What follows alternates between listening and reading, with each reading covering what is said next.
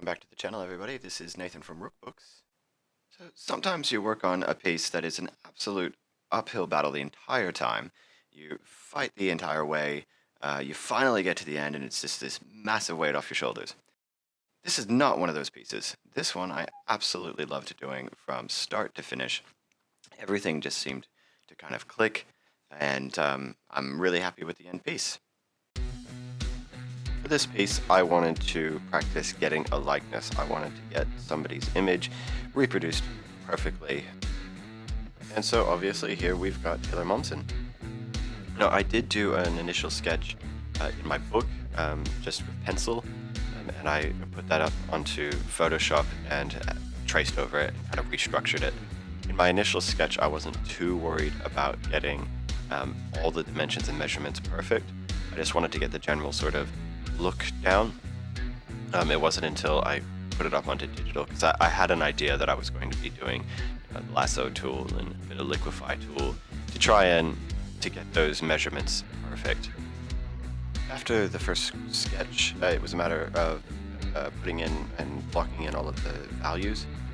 So Taylor's got some really dark eyeliner, but everything else is quite bright. So her forehead, her hair, and then it's contrasted with the dark shirt down below.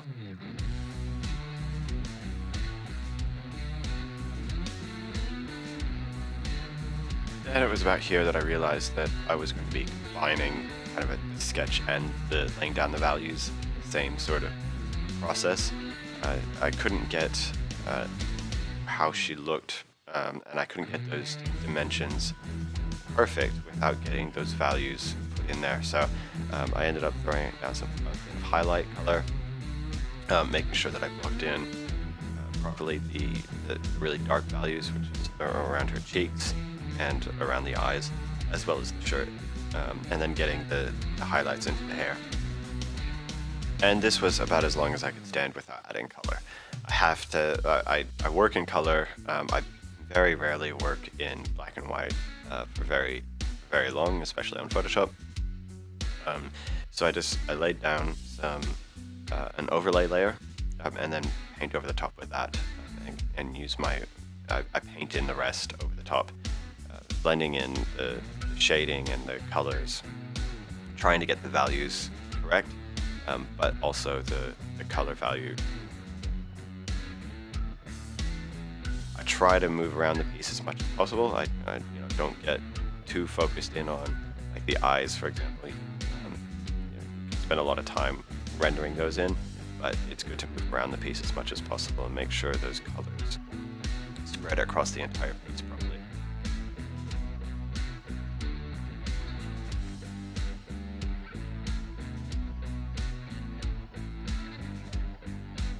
Basically, for any skin tone, I use a warm shadow for this skin specifically.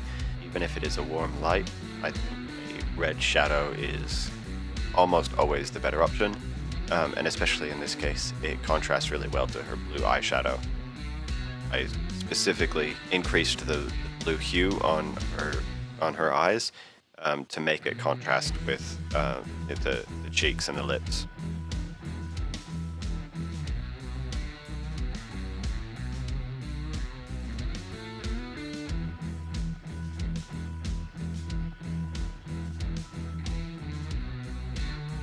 I'm disappointed right here because I realized that I was not recording during the painting of the shirt, and I was actually quite proud of the work that I had done on the shirt, but I had left it on pause after I got up and got some coffee, so apologize for that. It does skip right through and suddenly she's got clothes on, but then we skip on straight to the hair.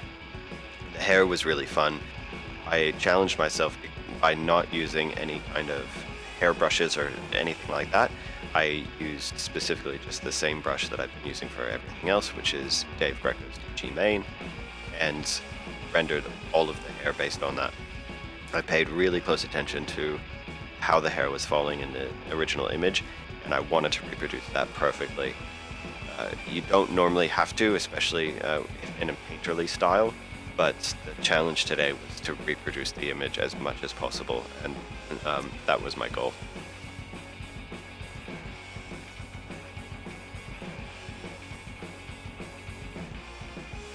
So to get the hair right, what I did was I started out with a lot of dark colored lines, and I stayed far, far away from any kind of black.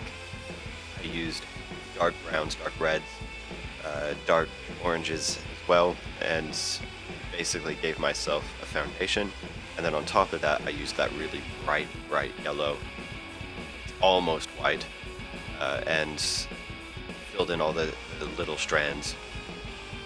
So I followed paths, and I did it in sections. So I looked at each section of the hair. So I kind of drew out an imaginary square and reproduced each little square as much as I could.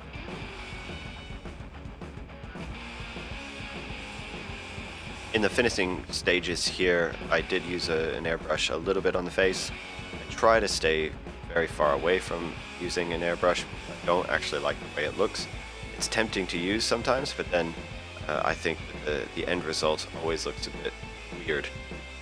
And the eyes are the focal point, so I wanted to put some extra attention to the detail there right at the end.